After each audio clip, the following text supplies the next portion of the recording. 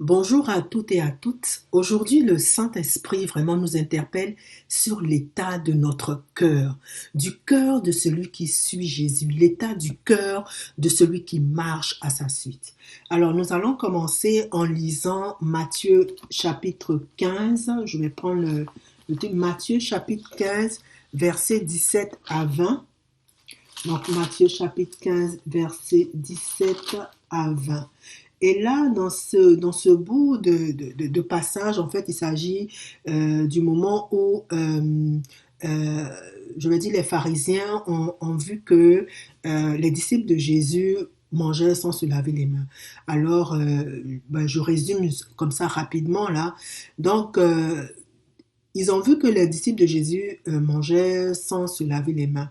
Et pour eux, ces disciples-là étaient impurs, ils étaient souillés du fait qu'ils mangent sans s'être lavé les mains. Et là, le Seigneur Jésus, en fait, nous envoie un éclairage sur ce qui peut souiller l'homme, ce qui peut rendre impur l'homme. Alors, donc, je disais, Matthieu 15, versets 17 à 20, nous allons le lire. Alors, Jésus dit ceci: ne comprenez-vous pas que tout ce qui entre dans la bouche va dans le ventre, puis est jeté dans les lieux secrets? Mais ce qui sort de la bouche vient du cœur, et c'est ce qui souille l'homme.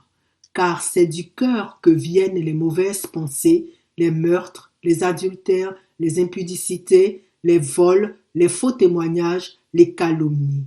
Voilà les choses qui souillent l'homme. Mais manger sans s'être lavé les mains, cela ne souille point l'homme. Pour soutenir aussi ce bout de texte, nous allons lire aussi Marc chapitre 7, versets 21 à 23. Il est écrit, donc c'est Jésus encore qui parle.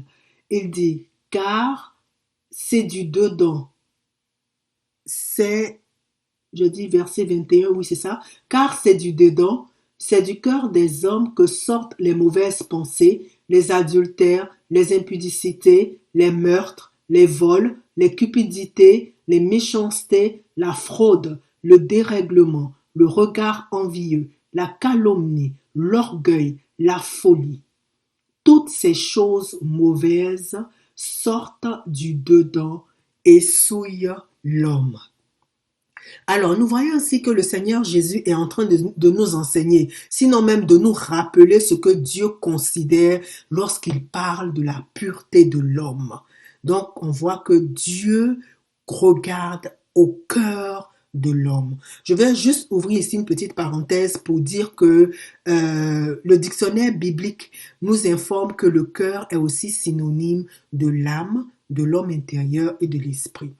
Donc, nous voyons ici qu'au verset 19, Jésus dit, si on revient à Matthieu, j'ai tourné la page, je vais revenir à Matthieu, à notre texte de départ, qui est Matthieu 15. C'est ça, excusez-moi pour le bruit des pages. Donc, Matthieu 15, on revient à notre texte de départ. Au verset 19, Jésus nous donne des informations par rapport à ce verset. Je vais juste le relire et puis après on va revenir sur les informations. Il est écrit, car c'est du cœur que viennent les mauvaises pensées, les meurtres, les adultères, les impudicités, les vols, les faux témoignages, les calomnies. Donc, dans ce verset 19-là, Jésus nous apprend deux choses. Il nous apprend d'abord que notre cœur ou encore notre âme est le siège de notre volonté, de nos émotions, de nos passions, de nos pensées. Et la deuxième chose qu'il nous apprend, c'est que toutes nos actions, qu'elles soient bonnes ou mauvaises, prennent d'abord naissance dans notre cœur, ont leur source dans notre cœur. Et en plus de ça, donc dans son amour, Jésus nous enseigne encore, il nous enseigne encore, je dis bien encore, que l'état de notre cœur est ce que Dieu regarde. Là, je dis encore parce que Dieu l'a déjà mentionné, il a déjà exprimé cette idée-là dans l'Ancien Testament. Si nous lisons dans 1 Samuel 16, verset 7, je lis dans la version Louis II. Et l'Éternel dit à Samuel, ne prends point garde à son apparence et à la hauteur de sa taille, car je l'ai rejeté. L'Éternel ne considère pas ce que l'homme considère. L'homme regarde à ce qui frappe les yeux, mais l'Éternel regarde au cœur de l'homme. On a une autre référence dans 1 Chronique, chapitre 28, verset 9. Ici, c'est le roi David qui exhorte son fils Salomon. Je lis ici dans la version parole de vie. Donc, David dit à Salomon, et toi, mon fils Salomon, apprends à connaître le Dieu de ton père. Adore-le avec un cœur non partagé et un esprit bien disposé. Oui, l'Éternel examine le fond des cœurs et il connaît toutes les intentions des êtres humains. Donc nous revoyons encore ici que le baromètre de Dieu pour évaluer notre pureté, c'est l'état de notre cœur ou encore l'état de notre âme. Et lorsqu'on regarde à travers les Écritures et puis même dans notre quotidien, nous voyons ce qui sort du cœur de l'homme. Comme Joël, on va le rappeler dans ce que on va relire la portion de Marc 16, versets 21 à 22, qui exprime ici, qui nous fait voir ce qui sort du cœur de l'homme. Donc, on dit, ce sont les mauvaises pensées, les adultères, les impudicités, les meurtres, les vols, les cupidités, les méchancetés, la fraude, le dérèglement, le regard envieux, la calomnie, l'orgueil, la folie. Donc toutes ces choses-là sortent du cœur de l'homme. Mais je veux juste nous dire que notre Dieu, qui nous a créés, est un Dieu parfait, parce qu'il n'en était pas ainsi au commencement. Lorsque nous lisons par exemple le premier chapitre de la Genèse, nous voyons que Adam et Ève, avant la chute, avaient des cœurs purs. Oui, ils avaient des cœurs purs parce que Dieu les avait créés à son image et à sa ressemblance. Donc Genèse 1, 26 nous dit, on lit, puis Dieu dit, c'est Dieu lui-même qui parle, faisons l'homme à notre image, selon notre ressemblance. Donc, dans leur cœur, dans le cœur de Adam et Ève au départ, il n'y avait que des sources de vie. Et ensuite, tout a basculé après la chute. Nous nous rappelons bien que après la chute, le péché est entré dans le cœur de l'homme et le péché a souillé le cœur de l'homme. Mais Dieu ne s'est pas arrêté à la mauvaise condition du cœur de l'homme. D'accord? Il a pourvu, je vais dire ça comme ça, il a pourvu pour une solution pour purifier le cœur de l'homme. D'abord, afin que le cœur de l'homme, le cœur originel de l'homme puisse à nouveau exister. Et la solution il a pourvu pour une solution aussi, afin que nous puissions vivre les promesses de Dieu. Nous puissions vivre les promesses de Dieu. Je vais juste dire quelques promesses, entre autres, dans Matthieu 5, verset 8, Jésus lui-même qui dit, heureux ceux qui ont le cœur pur, car ils verront Dieu. Donc la promesse de voir Dieu. Autre chose, le psaume 24, verset 3 à 4 dit, qui montera à la montagne de l'Éternel? Et là, on répond à la question, celui qui a les mains innocentes et le cœur pur. Donc, rappelons-nous que nous sommes destinés à vivre éternellement avec Dieu. Il nous a créés pour être en intimité profonde avec lui.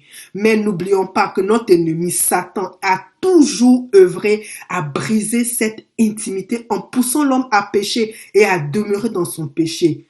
Comme le dit Ésaïe, chapitre 59, verset 2, il est écrit, je dis Ésaïe 59,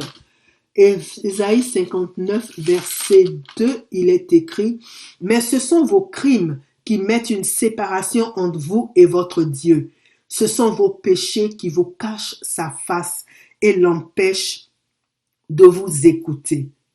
Mais il faut aussi savoir que oui, c'est vrai que l'ennemi, il œuvre toujours à briser cette intimité. Mais l'ennemi n'est pas le seul responsable. Nous aussi, nous pouvons contribuer dans cette façon, d'une certaine façon, je veux dire, à briser cette intimité par nos propres convoitises. Et on voit cela dans Jacques 1, versets 14 à 15. Il est écrit, mais chacun est tenté quand il est attiré et amorcé par sa propre convoitise. Puis la convoitise, lorsqu'elle a conçu, enfante le péché, et le péché étant consommé, produit la mort. Alors, aujourd'hui, le Saint-Esprit veut que nous prenions un temps d'arrêt, que nous rentrions en nous-mêmes et que nous disions à la suite de David, qui est écrit, comme on va le lire, le psaume 139, verset 23, qui dit « Sonde-moi, ô Dieu, et connais mon cœur. Éprouve-moi et connais mes pensées. Regarde si je suis sur une mauvaise voie et conduis-moi sur la voie de l'éternité. » Le cœur de Dieu n'est pas que nous soyons sous la condamnation, parce que le salaire du péché, c'est la mort, mais plutôt que nous vivions toutes ses promesses. Dieu m'appelle, il t'appelle, il appelle chacun de nous et nous pose cette question. Quel est l'état de ton cœur? Quel est le niveau de pureté de ton cœur? Parce que l'état de ton cœur va non seulement déterminer toutes tes actions envers les autres, mais aussi les actions que Dieu, les actions, pas que Dieu, mais plutôt les actions de Dieu envers toi-même, envers, envers toi, je vais dire ça comme ça. Si on lit, cette idée-là est traduite dans Jérémie 17, verset 10. Il est écrit, c'est l'Éternel qui parle. Il dit, moi l'Éternel, j'éprouve le cœur, je sonde les reins pour rendre à chacun selon ses voies, selon le fruit de ses œuvres. Alors, demandons au Saint-Esprit de nous montrer l'état de notre cœur, de ce que nous ne voyons pas. Alors, je vais prendre deux cas. D'abord, le premier cas est celui-ci. Si la pureté de ton cœur, la pureté de mon cœur s'est dégradée à cause du péché, alors la repentance est le remède unique. Reconnais d'un cœur sincère ton péché. Renonce à celui-ci. Demande pardon au Seigneur. Car Dieu ne dédaigne pas un cœur brisé et contrit, comme nous le rappelle le psaume de David dans le psaume 51, verset 19. Ensuite, invoque le sang de Jésus, car c'est par l'alliance de son sang que nos péchés sont pardonnés et que nous sommes purifiés, comme on le lit dans comme on le lit dans, c'est quel psaume? Excusez-moi, j'essaie de trouver la référence, comme on le lit dans 1 Jean chapitre 1, verset 9 qui dit, si nous confessons nos péchés, il est fidèle et juste pour nous les pardonner et pour nous purifier de toute iniquité. Et nous voyons aussi qu'en exemple, lorsqu'on lit, il est rapporté l'histoire de la femme qui a été prise en flagrant délit d'adultère, Jésus a dit à la femme, va et ne pêche plus. Et il en est de même pour nous. Donc, nous devons veiller dans la prière, le jeûne et dans la méditation des Écritures, en demandant bien sûr le secours et l'aide du Saint-Esprit. Donc demandons chaque jour au Seigneur la grâce de ne pas retomber dans les mêmes péchés. Donc comme je l'avais dit tout à l'heure, demandons à Dieu de nous montrer l'état de nos cœurs. Et j'avais dit au début qu'il y a deux cas. La pureté de notre cœur peut dépendre, je vais dire, la pureté de notre cœur peut s'être dégradée plutôt à cause du péché. Mais aussi, la pureté de notre cœur peut s'être dégradée, excusez-moi, parce que notre cœur a été blessé, parce que notre cœur a été écorché par la méchanceté des autres. Alors, si nous nous trouvons dans ce cas, alors tournons-nous vers Jésus parce que lui seul a la capacité de guérir notre cœur. Comme on le voit dans le psaume 147, verset 3, je lis dans la version Parole de vie. Il est écrit, Jésus, on dit il guérit, le il est mis pour Jésus. Jésus guérit ceux qui ont le cœur brisé et il soigne leurs blessures. Alors, la pureté, ce que je voulais dire encore pour rajouter, pour étoffer déjà ce qui a été partagé, la pureté de notre cœur va se traduire dans notre comportement envers les autres, dans notre attitude, dans notre apparence même extérieure. Et aussi dire que la pureté de notre cœur va aussi se traduire dans ce que notre bouche va exprimer. Parce que c'est de l'abondance du cœur que la bouche parle, comme l'a dit Jésus en Matthieu chapitre 12, verset 34. Il y aura encore tellement de choses à partager sur le sujet, mais je voudrais vraiment terminer en rappelant que la pureté est une question de cœur et que Dieu à chacun de nous et que Dieu dit à chacun de nous, garde ton cœur plus que toute autre chose, car de lui viennent les sources de la vie.